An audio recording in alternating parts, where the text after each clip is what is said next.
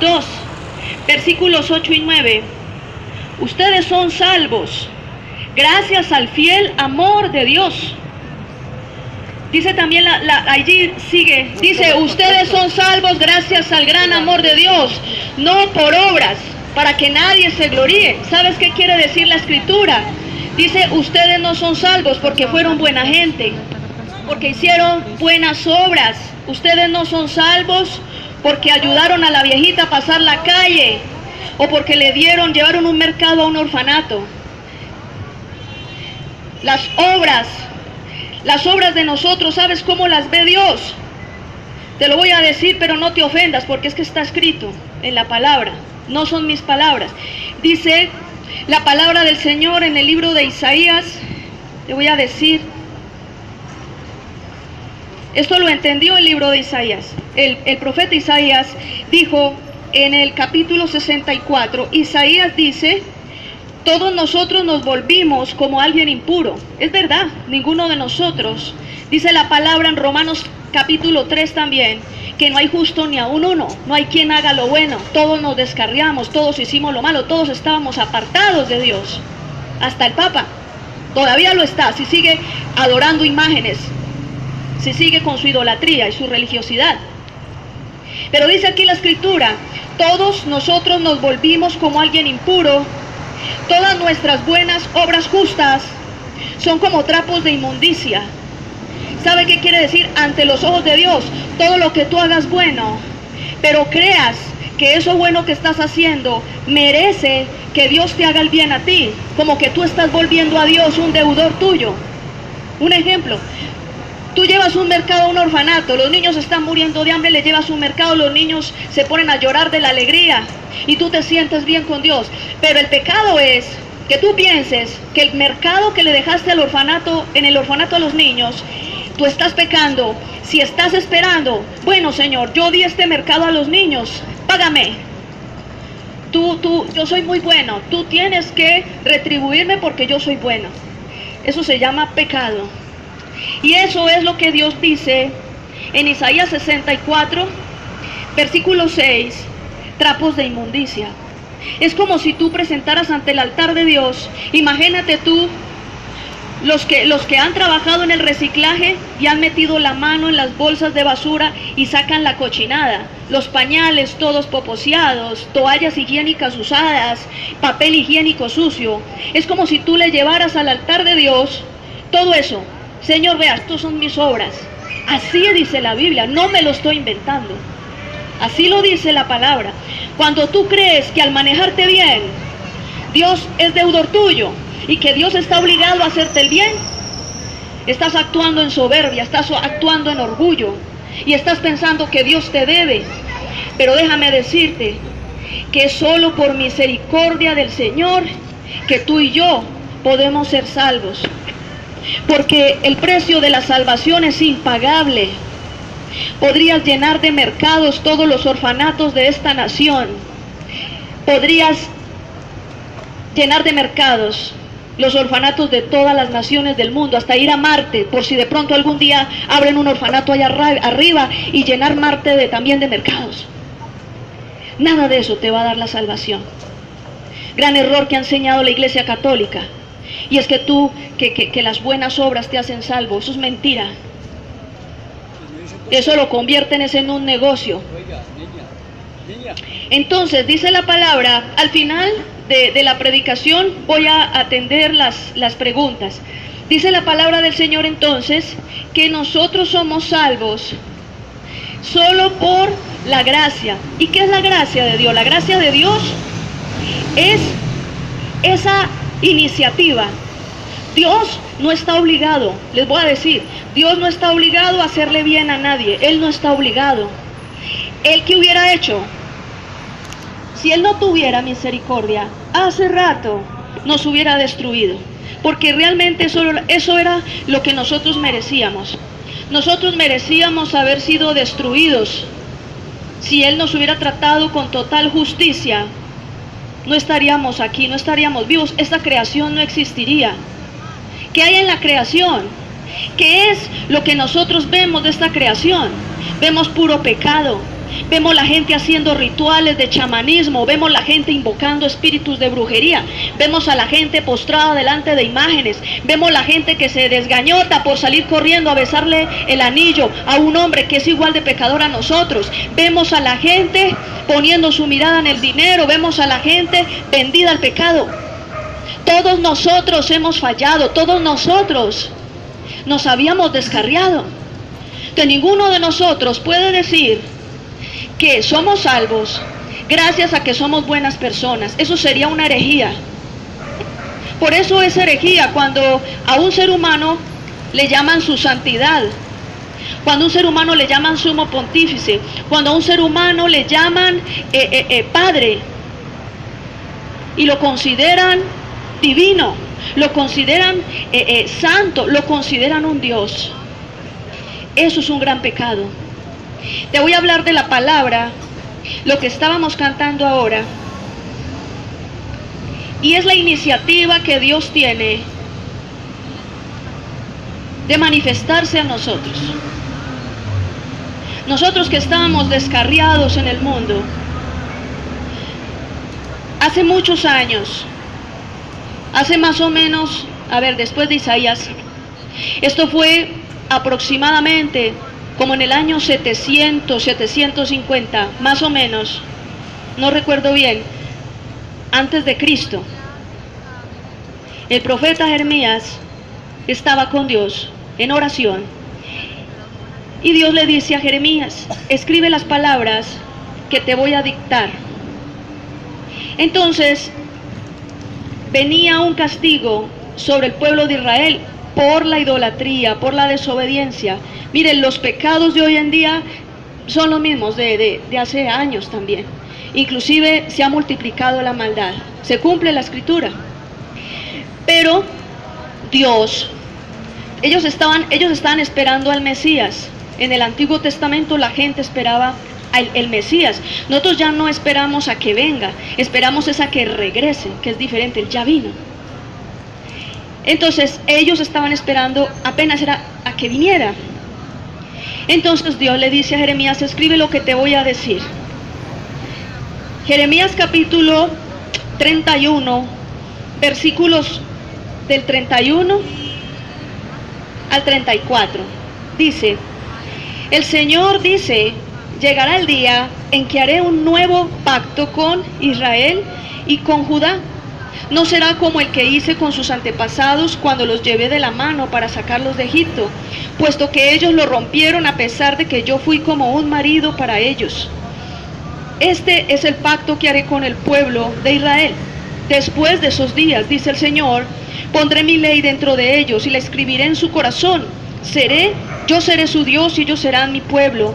Y nadie tendrá que enseñar a sus amigos y familiares a conocer al Señor, pues todos me conocerán, desde el más pequeño hasta el más grande. Perdonaré sus faltas y me olvidaré de sus pecados, es la decisión del Señor.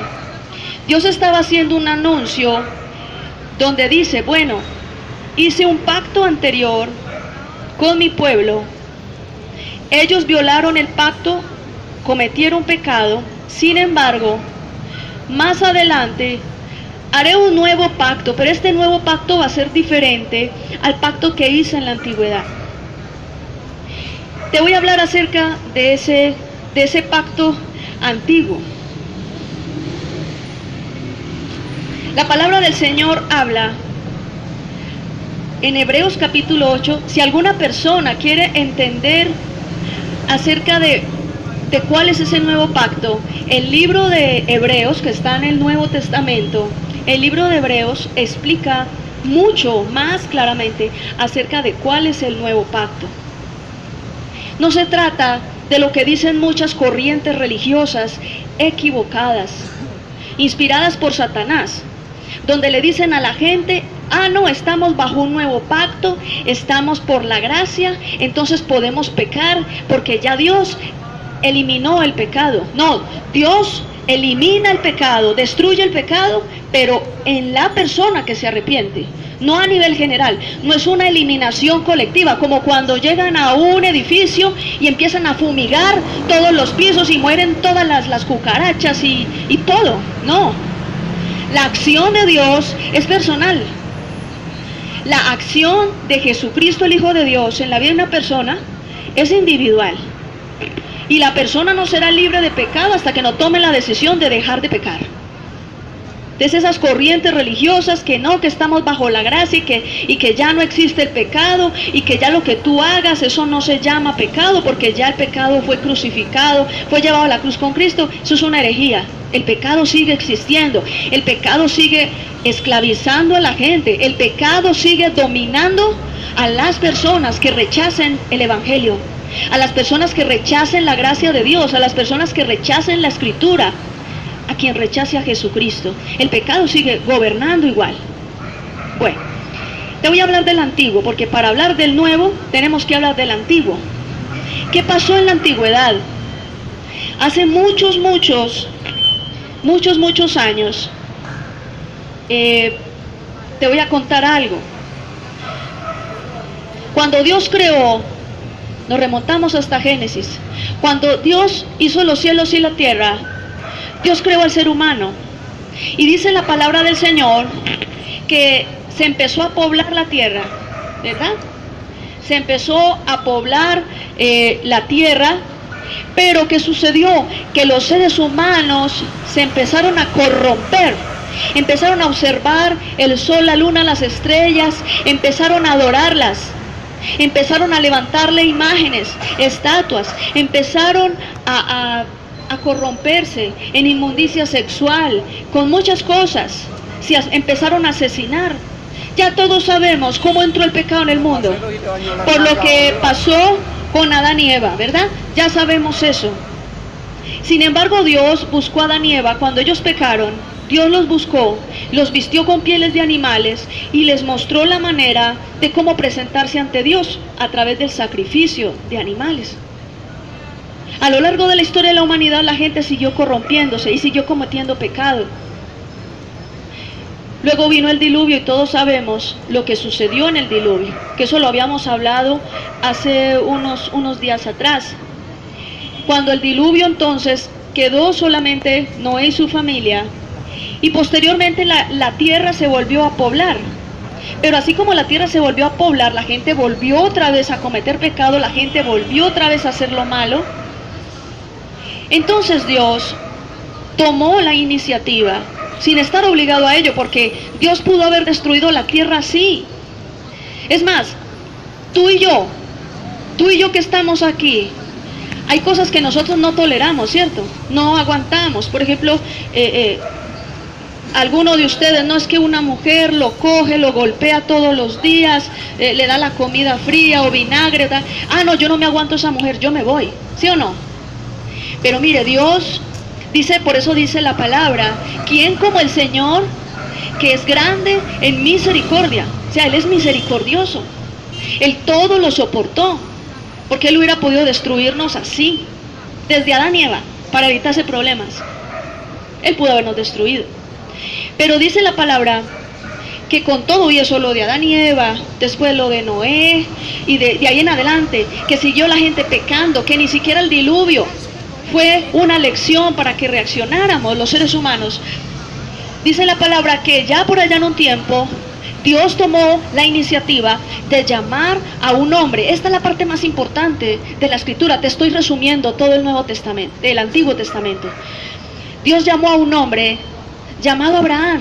Lo llamó y le dijo, ¿sabes qué? Estaba por allá en una tierra llamada Ur de los Caldeos. Ur era una ciudad que está más o menos en el tiempo actual, por ahí como en los terrenos de Irán, Irak, y dice, sal de tu tierra y tu parentela. En Génesis capítulo 12 le dice, sal de tu tierra y tu parentela, a la tierra que yo te voy a dar. Y sabes que, Abraham, voy a hacer un pacto contigo. Todas las naciones se han torcido, todas las naciones han blasfemado contra mí. Entonces, ¿cuál era la situación del mundo en ese tiempo de Abraham? ¿Cuál era la situación en el mundo? Que la gente le había dado la espalda a Dios, no habían reconocido que Él era el que había creado los cielos y la tierra, y se dedicaron fue a hacer estatuas, se dedicaron fue a hacerse en sus propios dioses. Así como el estilo de de cuando Israel fue sacada de Egipto, que lo primero que hicieron cuando Moisés está en el monte Sinaí con Dios recibiendo las tablas de la ley y todo esto, ¿qué hicieron ellos? Se inventaron unos becerros, que becerros de oro. Y entonces dice un sacerdote, vea, estos son los dioses que lo sacaron de Egipto. ¿Cómo así? Es que los dioses que lo sacaron de Egipto, como si la gente no hubiera sido consciente de quién lo sacó de Egipto. ¿Quién abrió las aguas del Mar Rojo? ¿Cuándo vieron un becerro pasando por las aguas del Mar Rojo? Nunca. Los becerros que vieron, los animales que ellos cargaban. Pero decir que fue un becerro que lo sacó de la tierra de Egipto, esclavitud, y levantarle un altar, por Dios, eso era de locos. Sin embargo, nosotros hacemos cosas de locos, porque la naturaleza humana tiende a ser perversa. Entonces, cuando Dios le dice a Abraham que salga de su tierra, Dios hace un pacto con Abraham, y Dios le dice a Abraham, si tú me eres fiel, si tú crees en mí, y si tomas la decisión de aceptarme como tu Dios, yo a ti voy a hacer un pacto contigo y yo te voy a aceptar como mi hijo, como mi pueblo, y de ti voy a hacer una gran nación. Una de las cosas que yo he aprendido en la Biblia es que Dios es un Dios de pacto. ¿Cómo así que un Dios de pacto? Dios, cuando se relaciona con los seres humanos, se relaciona siempre a través de pacto. ¿Y qué es un pacto? Es un acuerdo entre dos partes, ¿sí o no? Cuando tú haces un contrato de arrendamiento, está el arrendador, el arrendatario. Cuando tú haces un contrato de compraventa, está el vendedor, el comprador. Cuando tú haces un contrato matrimonial, está el esposo o la esposa. Siempre hay partes, dos o más partes en un contrato. Ese contrato en ese contrato está descrito lo que se llama un pacto. A Dios le gusta moverse a través de pactos. ¿Sabes por qué? Porque dice en Hebreos 6, versículo 18, hay dos cosas que son imposibles para Dios, y es que Él mienta y no cumpla lo que promete. Por eso en la Biblia tú encuentras la expresión fiel y verdadero. ¿Qué quiere decir fiel y verdadero? Fiel porque Él nunca te va a fallar. Él se compromete contigo. Él hizo el pacto con Abraham. Abraham lo tomó en serio, y Abraham dijo, si Dios mismo, el que creó, el que hizo esta creación, si Dios mismo hace este pacto conmigo, es porque me va a cumplir, porque es fiel. Y verdadero quiere decir de que no me va a mentir, que no me va a quedar mal, que para Dios la palabra sí vale. Para algunas personas la palabra vale. Hay gente que no necesita ni hacer papeles, dice, no, con mi palabra téngalo por seguro. Claro que en este mundo donde ha habido tanta deshonestidad y tanta corrupción y tantas cosas, pues para curarse en salud prefieren hacer contratos y hacer convenios escritos. Pero tú con Dios no necesitas hacer un convenio escrito, porque Él de pronto se va a marear. No, Dios nunca se va a marear, Dios nunca se va a arrepentir, Dios nunca va a dejar de hacer lo que dice que hará contigo. Abraham entendió eso. Entonces Abraham le dijo a Dios, listo, yo te creo. Era un viejito, era un anciano, un hombre de más de 80 años, que no había tenido hijos, su esposa era estéril, y Dios le dice, voy a hacer de ti una nación grande. Era una locura. Y salir desde por allá de la tierra de Irán, Irak, y atravesarse todo el desierto para llegar a una tierra llamada Canaán, era tierra donde Dios le decía, esta tierra va a ser tuya. Eso es como atravesarse, espere, ya le digo. Eso es como si una persona saliera, más o menos, como si una persona saliera de Venezuela y tuviera que bajar hasta Chile, algo así. Bajar de Venezuela hasta... ¿Se imagina esa caminada? ¿Se imagina ese recorrido? Fueron meses, fueron años, fue mucho tiempo. Y por lo menos en los Andes hay agüita y todo eso. Pero a Abraham le tocaba cruzar desiertos, donde Dios siempre fue fiel. Y Dios siempre le daba a Abraham pozos de agua, de donde alimentarse y donde alimentar sus animales y de donde atender la gente con la que él viajaba, sus siervos y todo, y su esposa y todo, y los animales. Ese pacto, Abraham siempre creyó a Dios. Dios le dio un hijo llamado Isaac. Isaac luego tuvo dos hijos llamados Jacob y Esaú. Resulta que de esos dos hijos, Dios tomó uno, el llamado Jacob, le cambió el nombre y le puso Israel. Y de ese Jacob tuvo 12 hijos. Israel tuvo 12 hijos. De esos 12 hijos fue que salió toda la nación de Israel. Y ya tú sabes lo que pasó, que luego estuvieron viviendo un tiempo en Egipto por la escasez que hubo, la hambruna en la tierra. Y después de Egipto Dios los sacó en libertad, abrió las aguas del Mar Rojo y los sacó para que tomaran posesión de la tierra que Dios le había prometido a Abraham. O sea que siempre, tal vez pasaron muchos años, pero Dios tenía pendiente la promesa que le había hecho a Abraham. O sea, hasta el último momento Dios tenía pendiente la promesa que le había hecho a Abraham, porque Dios había hecho un pacto con Abraham. Pero ese pacto, luego, el pacto, Dios siempre tuvo presente esto. Y es que el pacto no solamente era con Abraham, de hacerle una gran nación y que el pueblo de Israel, la nación Israel, geográficamente hablando, fuera la nación escogida de Dios, sino que ese pacto también involucraba, porque se lo dijo en Génesis 12, dice, y serán benditas en ti todas las naciones de la tierra. Quería decir que de todo el resto de las naciones del mundo que no fueran Israel, sino otras naciones como Colombia, México, Estados Unidos, Francia, España, las naciones que fueran, si esas naciones, las personas de esas naciones creían en el Dios de Abraham, ellos también entrarían a ser parte de ese pueblo y a recibir la bendición que Dios le había prometido a Abraham. ¿Sí ves? Entonces no solamente Israel, la nación de Israel iba a recibir bendición, sino todas aquellas personas de otras naciones que aceptaran a Jesucristo como Señor, que creyeran en el Dios que Abraham creía. Entonces yo te digo, ese pacto se cumplió, pero ese pacto trascendió las fronteras de Israel. ¿Y por qué te hablo yo del pacto antiguo? Porque en el antiguo pacto, Moisés, cuando recibió la ley de Dios, los mandamientos en el monte Sinaí, aquel día que estuvo 40 días en el monte Sinaí, recibió la ley, la dio a conocer al pueblo de Israel.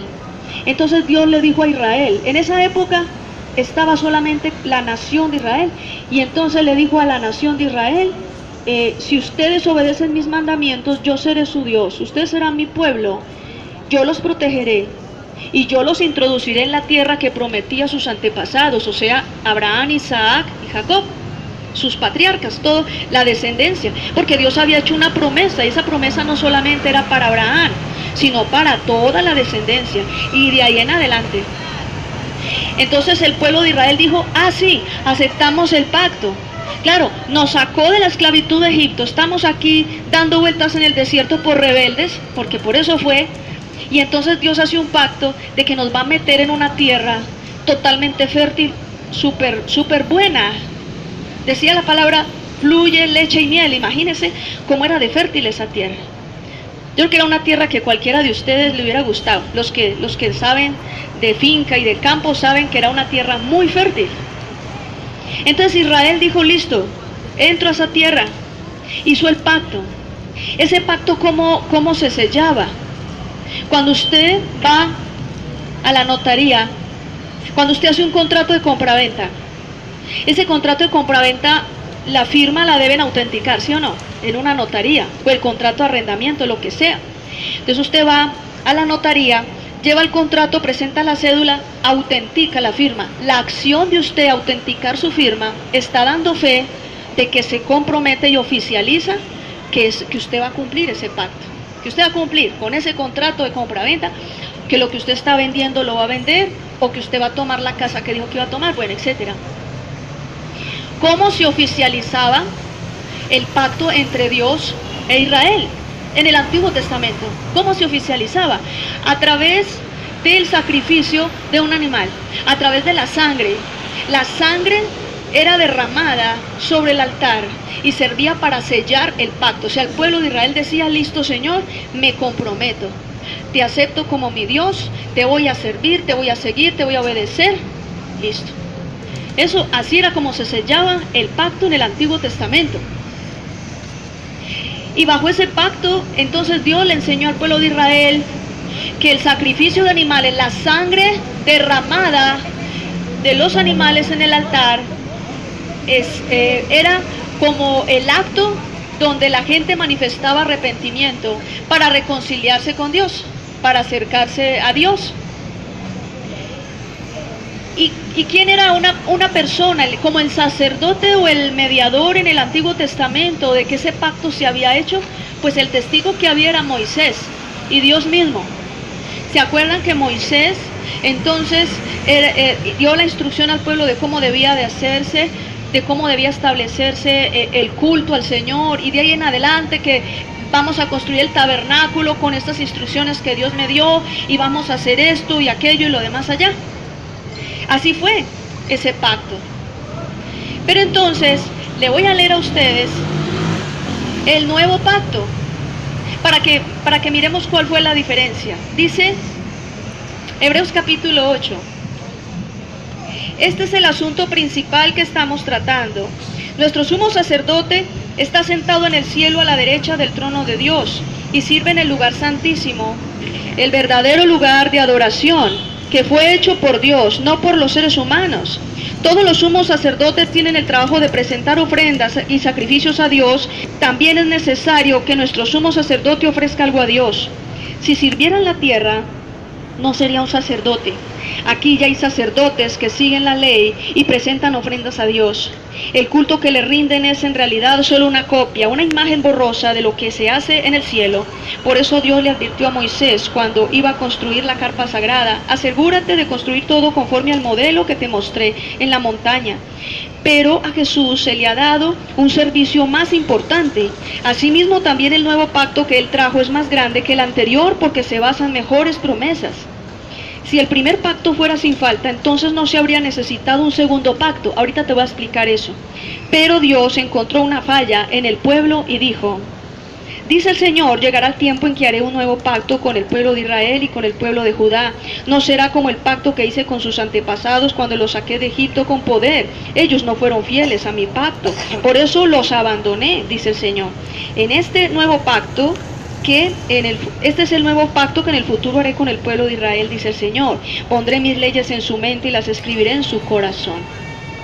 Yo seré su Dios y ellos serán mi pueblo. No tendrán que enseñar a sus vecinos ni a su familia. No habrá necesidad de que alguien les diga: conozca al Señor, porque todos me conocerán desde el primero hasta el último. Perdonaré todas las maldades que han hecho en mi contra y no recordaré más sus pecados. Y si Dios habla de un nuevo pacto, es porque considera que el primer pacto envejeció. Todo lo que envejece se hace inútil, está a punto de desaparecer. Esto habla la palabra del Señor acerca del nuevo pacto. ¿Por qué te hablo yo del nuevo pacto? Porque había un pacto antiguo, que era el pacto según la ley de Moisés, que tú lo puedes conocer en el Antiguo Testamento. En el Antiguo Testamento se habla de ese antiguo pacto, cuando hablaba de la circuncisión, cuando hablaba acerca de guardar el sábado, cuando hablaba de muchas cosas. Pero ahora Dios dice que es necesario hacer un nuevo. ¿Por qué? Porque el antiguo fue violado por la gente, no por Dios. Porque Él nunca miente y Él siempre cumple sus promesas, pero sí la gente. Entonces te voy a hablar de la diferencia. Habla la palabra del Señor de que ahora en este nuevo pacto hay una diferencia, y es que el sacerdote, el sumo sacerdote, en el Antiguo Testamento había una figura, una autoridad espiritual llamada sumo sacerdote, que venía de los hijos de Jacob, que fue llamado Israel. Él tuvo 12 hijos, y uno de esos hijos se llamaba Leví, y resulta que de toda la descendencia de Leví, Dios estableció que toda la descendencia de Leví fueran consagrados para sacerdocio de generación en generación, todos ellos, como decir, bueno, aquí está la familia Jiménez, aquí está la familia Jiménez o la familia Pérez. De la familia Jiménez, todos los hijos, los nietos, bisnietos y toda la generación se van a dedicar al oficio de la carpintería, un ejemplo, ¿sí? Entonces lo que hizo Dios fue consagrar la descendencia de Leví, uno de los hijos de Israel, la descendencia de Leví, lo que hizo fue el Señor consagrarla para el oficio en el tabernáculo como sacerdotes. Pero luego dice, no, bajo este nuevo pacto ya la cosa no va a ser así. Ahora bajo este nuevo pacto hay un sacerdote diferente. Y te voy a leer Hebreos capítulo 7, del 22 al 28. Mire, esta palabra a mí me conmovió mucho, porque eso me hace ver a mí, a los sacerdotes y líderes religiosos de este mundo, con otros ojos. Anteriormente, cuando yo estaba chiquita, por la tradición, uno veía, por decir algo, al Papa, y uno pensaba que estaba viendo a Dios manifestado. Y hay gente que cuando ve al Papa piensa que está viendo a Dios manifestado. Y es tremendo, o sea, la actitud de veneración es tremenda. O sea, si tú has visto en televisión, la gente llora cuando el Papa los mira. Si tú has visto en televisión, la gente se abalanza sobre el carro. Ojalá se abalanzaran sobre Cristo así. Ojalá lloraran en un culto ante Jesús, pidiendo perdón. Ojalá. Le componían canciones al Papa. Ojalá le cantaran a Jesús con esa pasión. Y rindieran esa pleitesía al que sí debe, el único que es digno de esa pleitesía. Te voy a leer por qué el sacerdocio de este mundo es imperfecto y por qué el sacerdocio que está allá en el cielo sí es el perfecto. El antiguo pacto nos mostraba a nosotros un sacerdocio terrenal de seres humanos, pero el nuevo pacto, espérate te leo, que dice acá de Hebreos 7. Si quieres, escribe estos versículos para que en la casa los leas con tu Biblia. Exactamente dice lo mismo. Siempre les he dicho a ustedes, traigan su propia Biblia para que no piensen que yo les estoy leyendo una traducción rara o amañada o no sé qué. Traigan su Biblia. Los desafío que traigan su Biblia y se sienten y busquen las citas conmigo. Hebreos capítulo 7, del 22 al 28. Mire lo que dice con respecto al sacerdocio. Esto quiere decir que Jesús es la garantía de un mejor pacto entre Dios y su pueblo. Igualmente, habían muchos sacerdotes, porque cuando uno de ellos moría, no podía seguir en su cargo. Es verdad. Versículo 24, pero Jesús vive para siempre y nunca dejará de ser sacerdote. Entonces puede salvar para siempre, mire, puede salvar para siempre a los que vienen a Dios por medio de Él. Pues vive para siempre y está listo para ayudarnos cuando se presenten ante Dios. Mire esta parte que es la más importante. Jesús es la clase de sumo sacerdote que necesitamos. Santo y no ha hecho nada malo. Es puro y no se deja influenciar por los pecadores. Ha sido elevado a los cielos. No es como cualquier otro sacerdote. Los otros sacerdotes tenían que ofrecer sacrificios todos los días, primero por sus propios pecados y luego por los pecados del pueblo. Pero Jesús no necesita hacer eso. Él ofreció un solo sacrificio, una sola vez y para siempre. La ley establece sacerdotes humanos con las mismas debilidades que la gente, pero después de dar la ley, Dios hizo la promesa de nombrar sumo sacerdote a su Hijo, quien fue hecho perfecto para siempre a través del sufrimiento. Entonces miren, la bendición tan grande que usted y yo tenemos. Anteriormente la gente acudía a los sacerdotes de la familia de Leví, le hablo del Antiguo Testamento.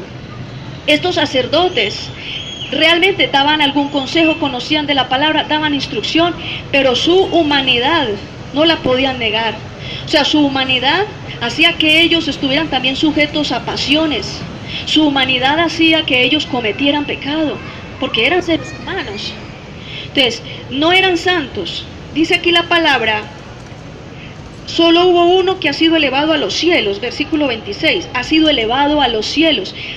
Ni los papas han subido al cielo. Ninguno de ellos puede decir que está sentado a la diestra del Padre, eso es una blasfemia. El único que subió al cielo y está sentado a la diestra del Padre se llama Jesucristo, porque fue el único que venció el poder de la muerte, el único que resucitó. Y dice también aquí la palabra, dice, no es como todos los sacerdotes, es santo y no ha hecho nada malo, es puro y no se deja influenciar por los pecadores. Nadie se puede llamar su santidad. Es una herejía que tú llames a alguien su santidad, porque ¿sabes qué quiere decir su santidad? Quiere decir aquel que es santo y que nunca ha pecado. Su santidad solo es Jesucristo. Su santidad, porque Él es santo. Es más, cuando tú lees Apocalipsis capítulo 5, dice la palabra del Señor en Apocalipsis capítulo 5, que los ángeles se postran ante Jesucristo. Nosotros no nos postramos ante los ángeles ni adoramos ángeles, porque hay uno más grande que los ángeles. Lee Hebreos capítulo 2 y te vas a dar cuenta. Capítulo 1. En Hebreos capítulo 1 Dios oficializa a su Hijo superior a los ángeles. De los ángeles, en Apocalipsis capítulo 1 dice la palabra, y los ángeles, los 24 ancianos, se postran sobre sus rostros, y todos adoran al Cordero, o sea, el que murió en la cruz, y todos adoran al Cordero, y le dicen, santo, santo, santo. ¿Sabes por qué 3 veces santo? Porque habla de un Dios que es Padre, Hijo y Espíritu Santo, hablan de un Dios trino, ¿cierto? Hablan de un Dios poderoso, y el hecho de decir 3 veces santo es que está diciendo que es santo en toda su completud, es completamente santo, no tiene un pedacito de pecado, es total y plenamente santo. Santo, santo, santo es el Señor, al que está sentado en el trono y al Cordero. Entonces habla del Padre y habla del Hijo, al que está sentado en el trono y al Cordero, porque dice que a la diestra de Dios, ¿no? Dice, al que está sentado en el trono del Cordero, sea la gloria por los siglos de los siglos. No a ningún ser humano. ¿A quién es digno de la gloria? Jesucristo. O sea, no es ningún ser humano. Tú no le puedes dar gloria a ningún ser humano. Que es que Teresa de Calcuta es muy buena persona, y cuando murió la canonizaron, entonces ahorita hay un altar donde la veneran, la foto, y le prenden velas, le piden milagros, y la gente se postra. Eso es pecado, porque dice que el único digno de adoración y veneración es Jesucristo, el Hijo de Dios. Es el único digno. Por eso nosotros no adoramos a las personas, no adoramos la creación, porque solo se adora a Dios, ¿verdad? Y así lo dice la palabra. Entonces, qué rico que tú y yo tenemos un sumo sacerdote. Ahora, ¿por qué te digo que es tan importante? Este sumo sacerdote, póngale cuidado, es eterno. ¿Cómo así que eterno? Sí, porque Jesús ya no muere, resucitó y vive ¿por cuánto tiempo? Para siempre. Dice también la palabra en Hebreos capítulo 9, versículos 24 al 28, dice la palabra del Señor que Jesús está en el trono de Dios intercediendo por ti y por mí. ¿Cada cuánto? Todos los días. ¿Y hasta cuándo? Por toda la eternidad. ¿No te parece muy chévere tener? O sea, antes que estaban estos sacerdotes, cuando tú lees el Antiguo Testamento, tú miras, listo, se levantó, el sacerdote Elí. Bueno, el sacerdote Elí, habla la palabra del Señor, eso está en el primer libro de Samuel.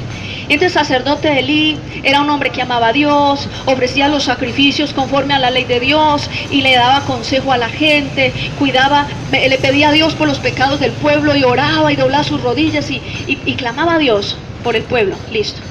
Pero resulta que Elí tuvo 2 hijos, que por la ley de Moisés, esos 2 hijos tenían derecho a servir como a sacerdotes también. Pero los pelados se enloquecieron, los muchachos se descarriaron, los hijos de Elí. Entonces dice la palabra que en vez de valorar el legado que tenían sacerdotal, se dedicaron fue a conquistar muchachas y se iban con las muchachas, las noviecitas, y se acostaban dentro del mismo templo del Señor. Tenían relaciones sexuales, fornicaban, sinvergüenciaban, hacían parranda en el mismo templo del Señor. Y cuando se ofrecían los sacrificios, ellos tiraban por allá las ollas y decían, no, deme esto para mí, no, pero es que esto tiene que ser consagrado al Señor, no, eso que va, y empezaban a cambiar todo. Mejor dicho, armaban una recocha en el culto al Señor. Por eso te digo que es muy chévere para tú y yo tener un sacerdote perfecto. Yo ya no tengo ese problema, dice, el sacerdote tal, tan querido, tan buena gente, quién sabe cómo irán a salir los hijos, ¿sí o no? Porque así era en el Antiguo Testamento. Quién sabe si los hijos serán, o el hijo heredero que va a ser el sumo sacerdote en lugar de él, quién sabe si va a ser lo mismo de justo que él.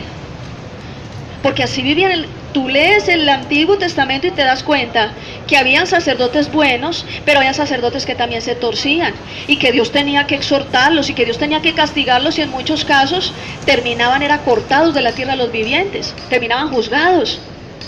Nosotros con Jesús no tenemos ese problema, porque Él, como sumo sacerdote, como es puro, limpio y sin mancha, tú ya no tienes esa angustia. No, de pronto Él está allá, pero si va y Él peca, entonces también yo llevo de la rumen. Porque así era. Si el sacerdote pecaba, el pueblo caía en maldición. Nosotros no tenemos ya ese problema. Por eso es un pacto mejor. ¿Por qué es un pacto mejor? Porque el que está allí como mediador de ese nuevo pacto es Jesucristo mismo. Y Él se va a encargar de que ese pacto, por su obediencia, su santidad y su gloria, Él se encarga de que ese pacto nunca se dañe. De que tú y yo siempre tengamos la garantía. Mientras tú y yo cumplamos el pacto, siempre vamos a tener esa entrada al lugar santísimo. Y siempre vamos a poder tener esa comunión, que siempre la hemos querido. Yo creo que no hay ninguna persona en el mundo, bueno, exceptuando los ateos, pero no hay ninguna persona en el mundo que diga que no quisiera ser amiga de Dios, que no quisiera acercarse a Dios, ¿cierto? Ay, no, yo no me quiero reconciliar con Dios. No, eso sería una locura. Todo el mundo quiere ser amigo de Dios, todo el mundo quiere acercarse a Dios y poder reconciliarse con Él. Entonces, por eso te digo que este sumo sacerdote es perfecto y es eterno.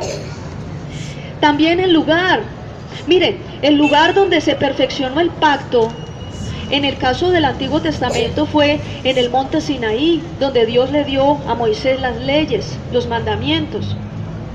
Y dice la palabra que tan pronto él bajó con las leyes y mandamientos, ya el pueblo estaba bailando y haciéndole fiesta a un becerro que habían, ¿cómo se llama? Construido. Un becerro. Y la gente diciendo, este es el Dios que nos sacó de Egipto. Como si hubieran visto un becerro dorado andando por las aguas del Mar Rojo. Nunca lo vieron. Vieron fue al Señor Dios Todopoderoso que abrió las aguas. Eso fue innegable. Pero entonces, ese lugar, el Sinaí, se convirtió como en un escenario donde Dios hizo pacto con Israel. Ahora, el nuevo pacto, ¿por qué es mejor? Porque el lugar donde se hace el escenario, cuando tú haces un pacto, un contrato, ¿sí?, un acuerdo entre dos partes, tú lo oficializas en una notaría, autenticas las firmas y así se oficializa, etc. Pero Jesús, como sumo sacerdote y como el mediador de un mejor pacto, el nuevo pacto, Jesús, ¿dónde oficializó ese nuevo pacto? Él oficializó ese nuevo pacto cuando al resucitar subió al cielo y se sentó a la diestra del Padre. Dice la Escritura, si tú lees Apocalipsis capítulo 5, dice la palabra que Juan, en visión de Dios, Dios lo llevó al mismo trono. Dios lo llevó al trono. Y dice Juan que él estaba allí cuando de repente apareció un cordero como inmolado. Entonces llegó Jesús con las vestiduras todas ensangrentadas. Y Jesús se presenta ante el Padre y dice, Padre, ya he hecho lo que tú me mandaste. Aquí está el precio, mi sangre, para el perdón de los pecados. Se oficializa en el mismo cielo. Entonces dice acá en Hebreos, la palabra dice que ese lugar, el cielo mismo y el santuario del Señor, su presencia y su trono, es un mejor lugar donde oficializar un pacto que en el monte Sinaí. Era mejor. Dice en Hebreos 9, 24 y 25. Miren lo que dice. Porque Cristo, Hebreos capítulo 9 del 24 al 25 dice, porque Cristo no entró al lugar santísimo hecho por los hombres. ¿Cómo así? ¿Te acuerdas que cuando Moisés estuvo en el monte Sinaí, Dios también le mostró a Moisés cómo edificar el tabernáculo? Dios le mostró cómo edificar el tabernáculo, le mostró. Y entonces Moisés, al edificar el tabernáculo, hizo lo que se llamaba un lugar santísimo, que era considerado el lugar más sagrado. Entonces dice acá, porque Cristo no entró al lugar santísimo hecho por los hombres, que solo es copia del verdadero, sino al cielo, y está presente allí delante de Dios para pedir a nuestro favor. O sea que por eso el lugar donde se perfeccionó el nuevo pacto es mucho mejor, porque fue en el mismo trono. No fue aquí, fue en el mismo trono. Es como, ¿qué te digo yo? Te voy a dar un ejemplo, de pronto no es lo más acorde, pero si una pareja se quiere casar, ¿dónde preferiría casarse la pareja? ¿En una cafetería o en un templo bien bonito, bien adornado? ¿Ah? Porque el lugar es importante, ¿sí o no? El lugar importa. El ambiente importa, ¿cierto? Uno no se va a casar, no, allí, vean, el Palacio de las Empanadas, caminen, que hacemos allí un momentico, nos tome la foto, listo.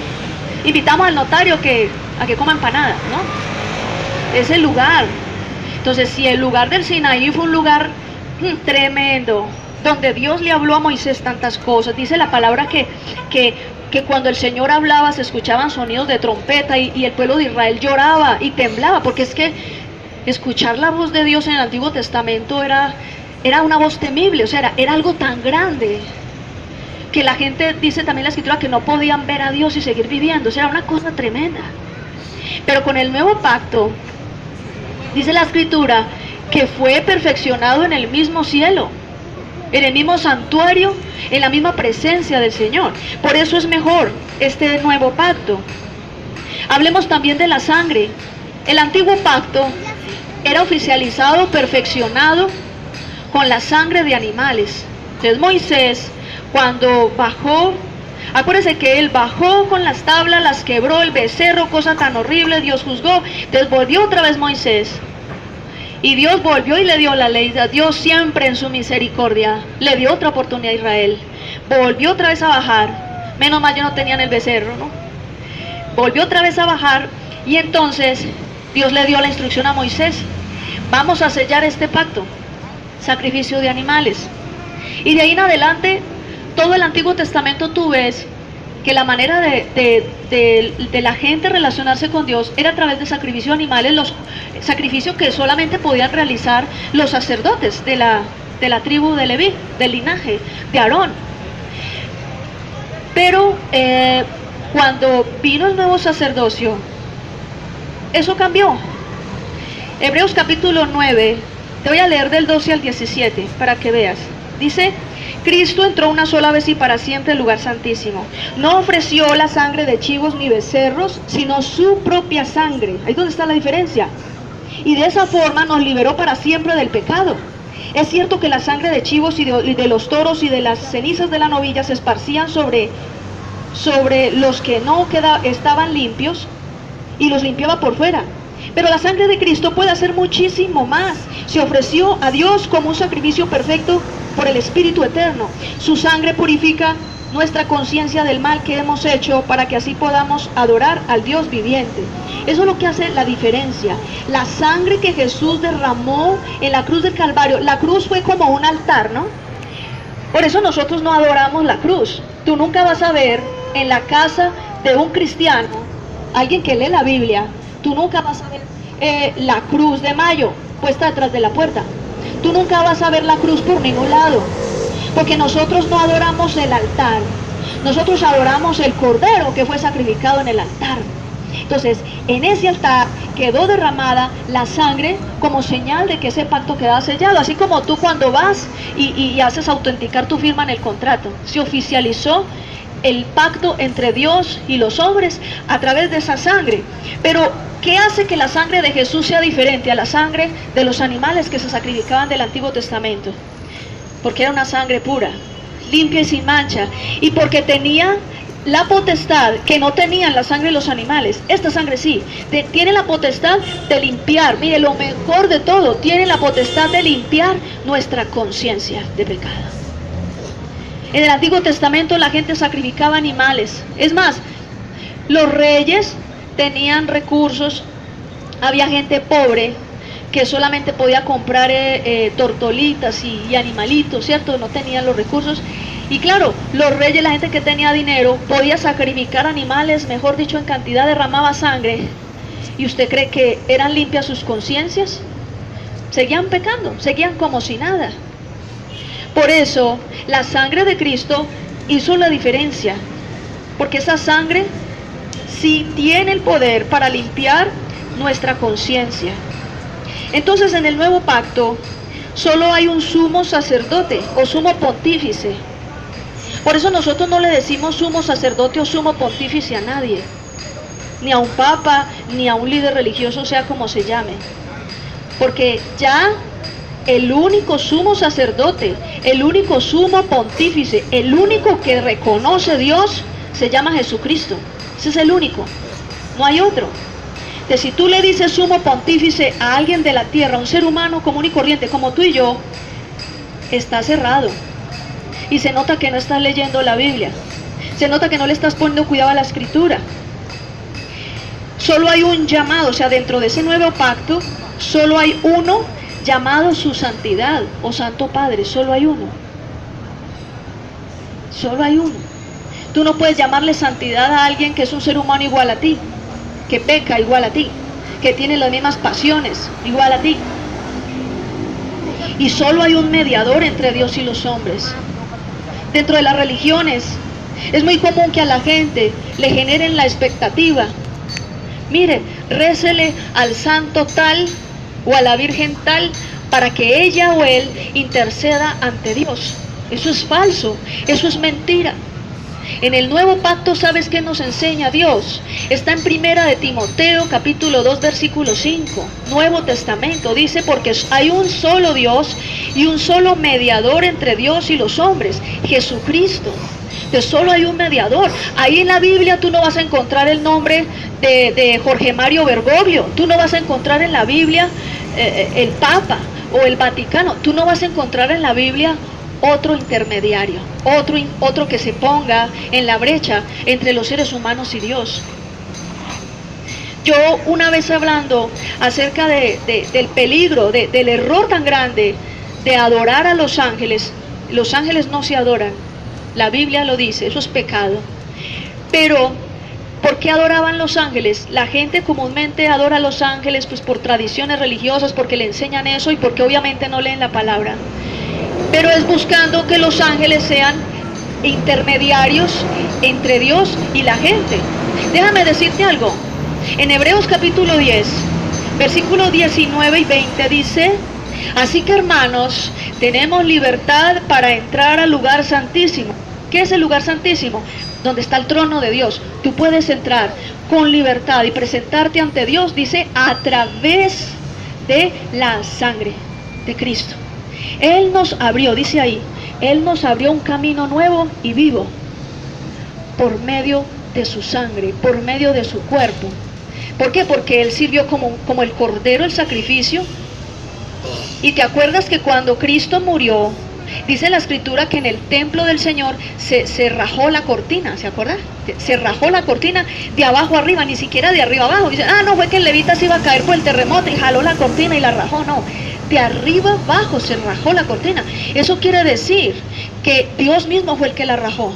Y cuando Dios rajó esa cortina, cuando Dios la rasgó, estaba demostrando con ello, o sea, estaba mostrando, representando que se había abierto un camino. Se abrió el camino. ¿Qué quiere decir que se abrió el camino? Que si tú y yo ponemos, como dice la palabra, nuestra mirada en Jesucristo, resulta que Él es el camino. Los sacerdotes humanos, la gente de esta tierra, nunca podrá superar el sacerdocio que Jesús está cumpliendo en el trono. Nunca podrán superarlo. Por eso yo no busco esa mediación del Papa. Yo no busco la mediación de ningún sacerdote terrenal, y ojalá tú nunca la busques, porque el único sacerdote, el único mediador es Jesucristo. Tú no necesitas que nadie vaya y haga la vuelta por ti. Tú tienes la oportunidad, por la sangre de Cristo, de arrepentirte y tú mismo entrar a la presencia de Dios. El que no, mire, le voy a decir una cosa: el que no haya entrado al trono de Dios, el que no se haya presentado ante el Señor, el que diga que no tiene relación con Dios, es porque no quiere, porque el camino está abierto. El camino está abierto. Pero eso sí, hay un requisito. Este pacto es mejor que cualquier otro pacto, porque por eso dice la palabra, por eso decía el Señor, porque grabaré, este pacto es nuevo, porque ya grabaré mi ley, no en las tablas que le di a Moisés, voy a grabar mi ley en los corazones y la escribiré en las mentes. Por eso tú y yo nos movemos es a través de la fe, y por eso dice la palabra que por la fe es que somos salvos. Tú no necesitas un ornamento, tú no necesitas rituales, tú no necesitas ceremonias, no necesitas tradiciones, coger la camándula, tú no necesitas poner la cruz detrás de la puerta, abrir la Biblia en el Salmo 91. Tú no necesitas hacer nada, solamente creer en Jesucristo como Hijo de Dios, arrepentirte de pecado, aceptarlo y eres salvo. Tus pecados son perdonados solamente por arrepentirte. Eso es lo único que Dios está buscando. Entonces Dios, ¿cómo firma este pacto o este contrato con los hombres? Ya lo firmó hace 2018 años. Ya firmó. Dios firmó el contrato. ¿Sabes con qué lo firmó? Con la sangre de Cristo. ¿Dónde lo firmó? En el trono de Dios. Nada más y nada menos que allá mismo. ¿Cuál es nuestra firma?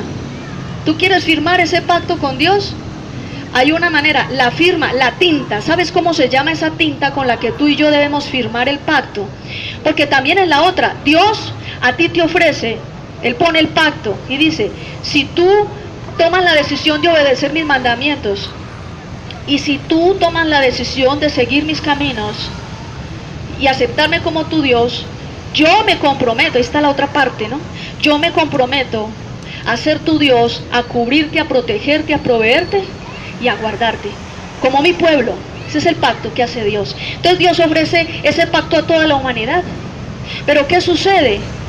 Que si tú no te acercas, eso es como en el contrato, mijito. Si en el contrato firmó don Pepito, pero tú en el contrato no firmaste, y dices, ah, no, yo no sé, yo no me comprometí a nada, ¿sí o no? Tiene que estar la firma tuya también. La de Dios hace rato está, que fue con la sangre de Cristo. Pero ¿cómo firmas tú el contrato? ¿Sabes cómo se llama esa tinta con la que tú firmas o el lapicerito con el que tú firmas? Te voy a decir cómo se llama. Se llama verdadero arrepentimiento y cambio de vida. Proverbios 28:13 dice la palabra, el que oculta sus pecados no prosperará, mas el que los confiesa y se aparta de ellos alcanza misericordia. O sea, tiene la potestad de firmar ese nuevo pacto. Tú y yo alcanzamos misericordia, no porque seas buena gente, no porque le llenes de mercado la nevera en el orfanato, no porque le ayudes a cruzar la calle a una viejita. Tú eres salvo solo porque Él es bueno. Tú y yo no somos buenos, tú y yo no somos buenos. No hay quien haga lo bueno. Todos nos hemos descarriado, todos nosotros merecíamos la muerte. Todos nosotros merecíamos estar apartados de Dios por toda la eternidad. No hay ninguno de nosotros que pueda decir, es que yo soy su santidad, como le dicen al Papa, o yo soy sumo pontífice. Nadie merece ese título. Solo hay uno bueno y es Jesucristo. Por eso si tú quieres firmar, haz de cuenta, simbólicamente, haz de cuenta que aquí hay un contrato. Dentro de ese contrato hay una alianza o hay un pacto que Dios ya firmó. Mira la sangre ahí, la sangre, con la sangre Dios firmó su nombre en ese contrato. Ahora está el otro espacio y tú eres el que tiene que firmar. Pero esa tinta de la firma se llama verdadero arrepentimiento. Porque tú no puedes decir que eres salvo, tú no puedes decir, o nadie puede decir que está bien con Dios si va a seguir practicando el pecado. Porque entonces es como el que alquila una casa y dice, ah, no, es que usted no me puede sacar de aquí porque el contrato, yo firmé un contrato. Le dice el dueño, sí, papito, pero págueme, usted no me ha pagado el arriendo, me debe 3 meses de arriendo. Tira a la policía. Lo mismo, el pacto con Dios es igual. El pacto con Dios es para cumplirlo. Dios lo cumple porque Él es fiel y verdadero. Falta es que tú lo cumplas, que no resultes como el pueblo de Israel. El pueblo de Israel que se rebeló, que no le cumplió a Dios, y que tan pronto Moisés fue a buscar los mandamientos de Dios, la gente mismo hizo un becerro. Tú no necesitas hacer becerros. Jesucristo es más importante que un becerro. Jesucristo es más importante que cualquier ídolo. Por eso, en este día, yo quiero que hagamos una oración.